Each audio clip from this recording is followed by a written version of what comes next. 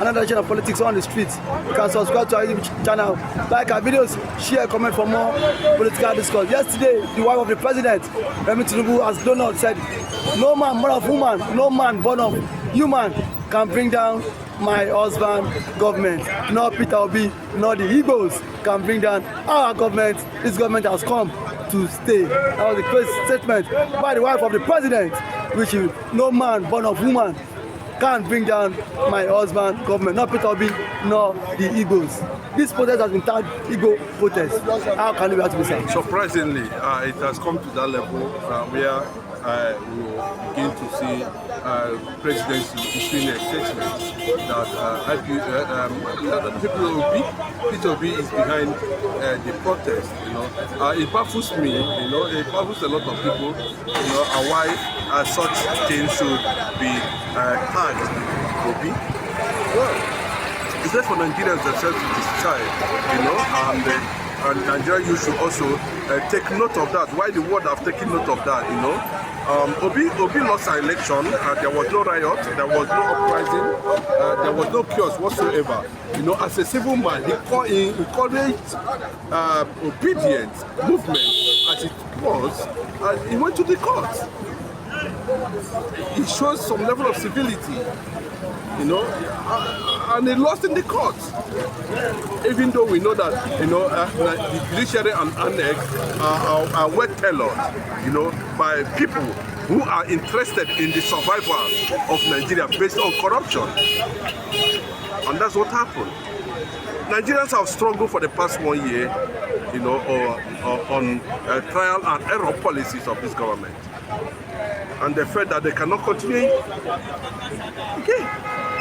And you can see the Eastern governors has already made that statement, and we have been saying it, that Igbos should not be getting themselves involved in anything that has to do with protest, because their stake in Nigeria is more than any other tribe in Nigeria. It's more than any other tribe? Yes, their stake in Nigeria.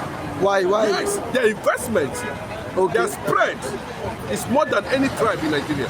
And the target of elements of these people will be their business places and business interests at the end of the day. The governor saw it, Ohaneze saw it, and they distanced themselves that Igbos should not get involved, because what is playing out might not look like it's an Obi-thing. The target might actually be, the IPOB leader. Tinubu is a Muslim. Shetima is also a Muslim. You cannot rule out a certain agenda that is running already on the ground. So how can he single Obi? Obi is not the only presidential candidate in Nigeria. And she said it's not only Obi that has come out to condemn the trial and error of this government. Sanusi was there, Atiku was there, Sultan of Sokoto has come out, so many of them, including Kwankwaso. Obi has not done anything. Now, a certain person is a spokesperson for the presidency, came out and said Obi. What does that tell you? A certain person. Yes, I don't want you to mention his name here is to give him credit. I'm telling you. And people are studying. And I think at an extent that Yoruba leaders should try and call Tinubu to order to checkmate all these internet rats that call themselves, these old men, that all these punts.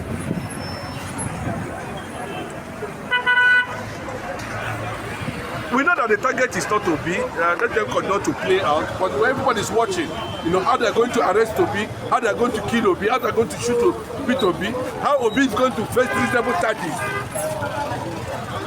But sir, why has he been tagged the Igbo protests? No, because Tinubu is a Muslim, Shetima is a Muslim. What do you expect? The Yorubas are Muslims. They have this relationship with the Northerners. It's as simple as that. And then, as you see all of them, the Islamic world, the Arab world, they share the same ideology. They see Nnamdi Kanu as a threat to whatever they want to achieve, whatever they want to advance. So the only thing is that is for you to understand that SARS was, Igbos died more. The SARS in Nigeria and South Africa were killing the Igbos more. when the protest started, they said it is IPOB protest. They have moved from IPOB now, protest, to now it's P2B. A Southerner, a fellow Southerner. And you want such people, you know, that has experience. Look at somebody from the north. They didn't go to arrest Kwankwaso, Malang Gaduje, for making that kind of statement that the marginalization of Igbos is deliberate. That for them not to marginalize Igbos, they need to move to the APC. But why is Remi Tinubu saying that no man born of woman can bring down our husband government? It's not a matter of statement, you know, coming from Remi Tinubu, the wife of the president, you know, trying to defend. Of course, what do you expect from him? You know, that's what you need to say, if at all he's been alleged to have said something like that. That's what he said. He's benefiting from it. You know, so it's not a matter of no one is going to, you know, it's a matter of what the people will decide. It is the people that is democracy and not the government. So when the democracy speaks, you know, they speak in a direction that will have something to add value to them. So I believe that Nigerians, you know, want democracy to work, and when democracy wants to work or is working, you know, of course, nobody can be able to stop that. Democracy has a process, and it can bring anything down. You know, that's anti-democracy to his existence. They can bring it down. Okay, sir. Point in time. Sir, last thing for let you go, sir. If P2B is being arrested, what do you think is the hope and the fate of the obedience movement, sir? The obedience movement is in Yoruba land. Obedience movement is in Hausa land. Obedience movement is everywhere. You cannot single out a particular tribe and say they are obedient. No. Is it only Igbos that voted to Obi? Yoruba has also voted. Northerners also voted. So I don't understand the meaning of that. You know, because an Igbo man is now being attached to the Labour Party. It becomes a threat. Atiku is there, PDP, nobody is mentioning it. People who shared the same views with Nigerians, who have come out to make similar statements, Nigerians are making today. Are you not reading something inside it? Are you not beginning to understand something inside it? But it's just a matter of understanding. But that at this point in time, the consequences of continuous threatening of Igbos will backfire. Of course, it will backfire. It has started. Nigeria will reap murder. Nigeria, the name Nigeria will be murdered by Nigerians. The name Nigeria will be murdered by Nigerians? Yes. The name Nigeria will be murdered by Nigerians. Thank you for that wonderful submission, Mr. Chairman. Good afternoon, Mr. Pastor. We are with the CEO himself, Mr. Matthew. The allegations and the presidency has fingered P2B as the brain behind this protest that is scheduled on the 1st of August, sir. How can you react to this now? I must tell you that this is a misplaced of priority, because it's quite unfortunate that the government of Senator Tinubu is currently chasing shadow. Because a reasonable government that knows its onion ought to sit down and engage with the people.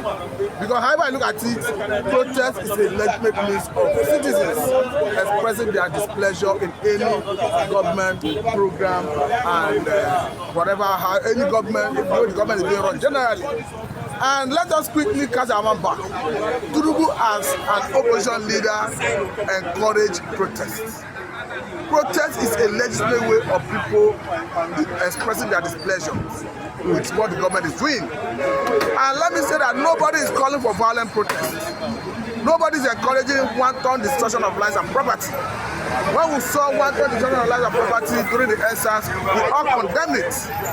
And when we started seeing wanton destruction of lives and property, particularly government properties in Kenya, we all condemned it.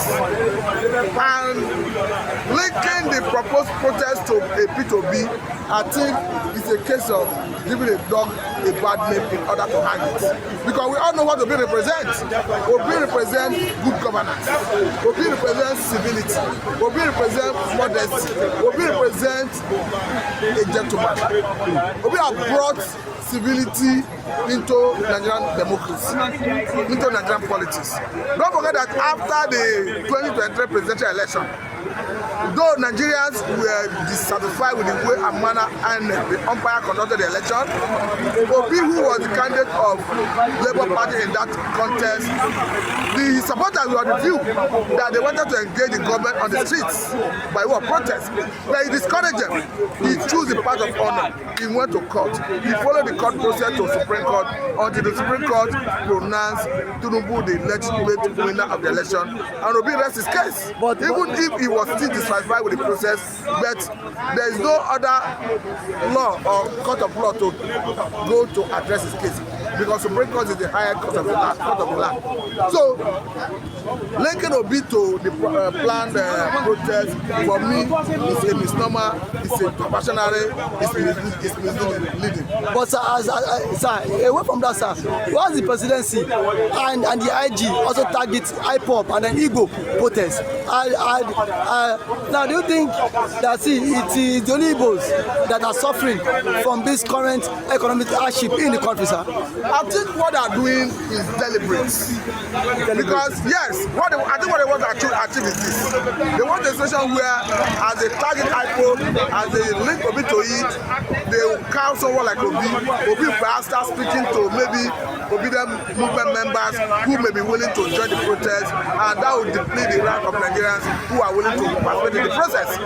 Don't forget that even if you are a member of Labour Party, you are a member of PDP, you are a member of NNPP, New Nigerian People's Party, you are a member of obedient movement, as long as you are in Nigeria, you have that right to embark on peaceful protest. So I think what they want to do is a kind of divide and rule. That by the time they attack you, you pull back.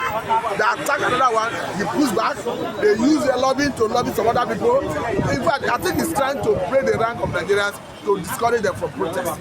Because I know within their heart, in their heart of heart, they know that Obi is not responsible for galvanizing Nigerians to come out on the street. Nigerians across board are facing myriad of challenges. Is he insecurity? Is he food inflation? Hardship?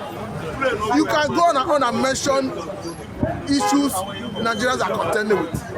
So for me, the government want to use this strategy to discourage protests. They know that Obi is not actually responsible.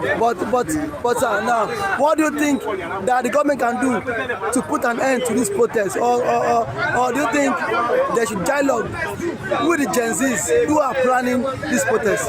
What they need to do is simple. Nigerians are suffering. Solve the issue of insecurity. Fight insecurity. Go to the places like Benue, Petr, Southern Kaduna, Plateau, all the farming communities where Fulani have chased farmers away. Go back there, chase them away, return farmers to their farmland. Let us start cultivating for our local consumption and solve the food problem of food insecurity. That is on one hand. Secondly, go back to the FS policy. For now, we are not right for that policy. Ensure that we start producing enough to start exporting to earn more foreign exchange. Because currently we are operating a mono economy. Then when we get to that stage, you can go back to unify FS and the official window. So if you address all these things, I think nobody will have a cause to say I'm going on demonstration.